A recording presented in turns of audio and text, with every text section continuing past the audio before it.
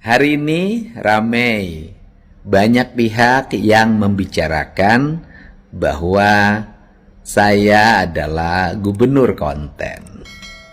Artinya bahwa saya hanya bekerja demi konten. Pertama ingin saya jelaskan, bekerja sebagai gubernur tentunya harus ada tujuan, visi dan misi. Tujuan, visi dan misi itu harus bisa disebarluaskan pada masyarakat, termasuk kinerja gubernurnya harus diketahui oleh seluruh rakyat yang dipimpinnya.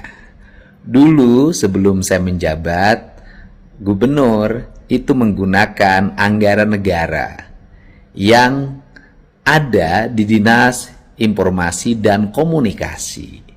Judul anggarannya adalah kerjasama media. Itu salah satunya. Digit-digit lain juga masih banyak kalau saya buka. Di kerjasama media ini tujuannya apa sih?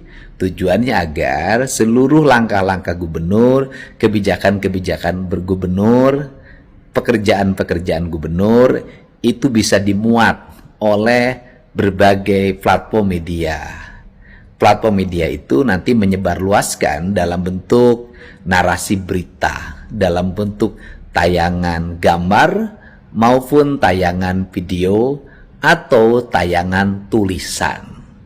Dan kerjasama media itu memakan biaya yang cukup besar. Saya sampaikan di Provinsi Jawa Barat per tahun hampir 50 miliar. Kalau per tahun 50 miliar, kali 5 tahun bisa jadi 250 miliar. Belum digit anggaran yang lain. Kemudian orang menyebutnya anggaran untuk membangun citra pemerintah provinsi maupun citra personality gubernur itu sendiri. Secara kebetulan saya memiliki media sendiri. Ada YouTube, ada TikTok, ada Instagram. Nah, ketiga media ini saya coba untuk merekam apa yang saya lakukan. Dan saya sajikan di TikTok, di IG, maupun di YouTube. Dan secara kebetulan tayangan-tayangannya relatif ditonton, itu hak orang untuk menilai baik negatif maupun positif.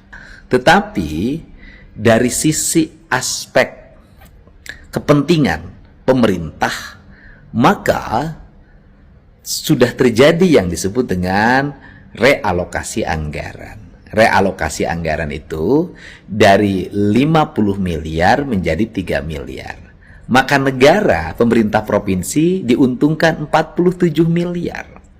Sehingga yang 47 miliar itu buat apa sih? Buat bangun jalan, buat bangun irigasi, buat bangun ruang sekolah, buat bangun layanan kesehatan, dan banyak lagi nanti disatukan dengan digit anggaran yang lain. Artinya, media sosial yang saya gunakan itu sudah berhasil mengurangi pembiayaan negara dari belanja media menjadi belanja infrastruktur. Tentunya sudah tentu akan dirasakan oleh masyarakat. Kapan akan dirasakannya? Ya, nanti setelah pekerjaannya selesai dikerjakan. Untuk itu saya mengucapkan terima kasih pada yang mengkritik saya dari berbagai pihak. Saya mengucapkan terima kasih atas kritikannya dan itu bagian dari demokrasi. Dan yang paling utama, saya akan tetap menjalankan apa yang saya lakukan. Yang terakhir adalah biasanya pejabat itu selalu di belakangnya wartawan. Dia diiringi dengan wartawan kemanapun dia pergi. Saya secara kebetulan saat ini kemanapun tidak diiringi wartawan.